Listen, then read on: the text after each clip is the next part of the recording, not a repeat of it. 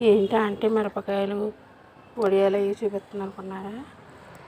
మొన్న ఓ చీర వేసానండి వడియాలుని. ఇక మధ్యలో మిరపకాయలు వేసాను. ఎండలో ముదిరిపోతున్నాయి కదా. మళ్ళీ మే నెల వచ్చింది, అసలు పెట్టడం ఇప్పుడే ఉడుక్కు తట్టుకోలేకపోతున్నాం అని వేసాను. కాకపోతే కొంచెం పిండి పలసగా ఉండి పలసగా వచ్చినాయి.